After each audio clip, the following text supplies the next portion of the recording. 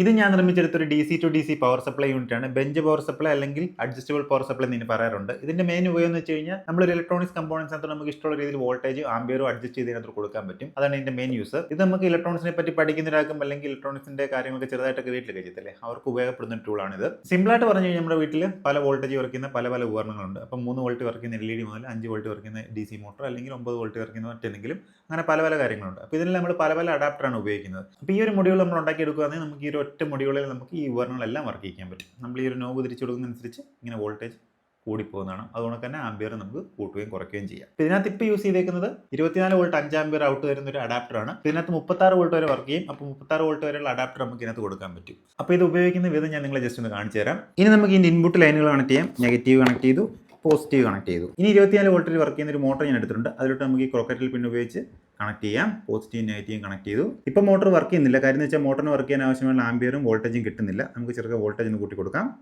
എന്നിട്ട് മോട്ടർ കറങ്ങുന്നില്ല, നമുക്ക് ചെറുതായിട്ട് ആംബിയറോട് കൂട്ടി കൊടുക്കാം. ഓക്കെ, കണ്ടില്ലേ, ആംബിയർ കൂട്ടി കൊടുത്താൽ മോട്ടർ കറങ്ങാൻ തുടങ്ങി. ഇനി നമുക്ക് ചെറുക്കെ വോൾട്ടേജ് കൂട്ടാം. കണ്ടില്ലേ, ഇതാണ് മാക്സിമം. ആംബിയറുടെ മാക്സിമം ആക്കാം.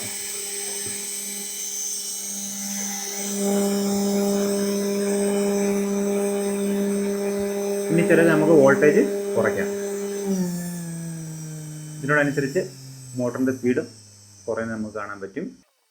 മാക്സിമം കുറഞ്ഞു. ഇനി ഇതിനകത്ത് കിട്ടുന്ന വോൾട്ടേജിന് കറക്റ്റ് ആക്യുറേറ്റ് ആണെന്ന് അറിയാൻ വേണ്ടി നമുക്ക് ഇതുകൊണ്ടൊക്കെ നല്ല മൾട്ടിമീറ്റർ എടുത്തുണ്ട്. ഇത് ഉപയോഗിച്ച് നമുക്ക് ചെക്ക് ചെയ്ത് നോക്കാം. ഇതിനായിട്ട് നമുക്ക് മൾട്ടിമീറ്റർ ആദ്യം DCയിലോട്ട് മാറ്റിയിടാം. DCയിലോട്ട് മാറ്റിയിട്ടുണ്ട്. എന്നിട്ട് മൾട്ടിമീറ്റർ ലെഗിലോട്ട് നമുക്ക് ഇതിൻ്റെ പോസിറ്റീവും നെഗറ്റീവും കണക്ട് ചെയ്യാം. ഓക്കെ, 1.3 ഒരു ചെറിയ പോയിന്റ് വ്യത്യാസം കാണിക്കുന്നുണ്ട്.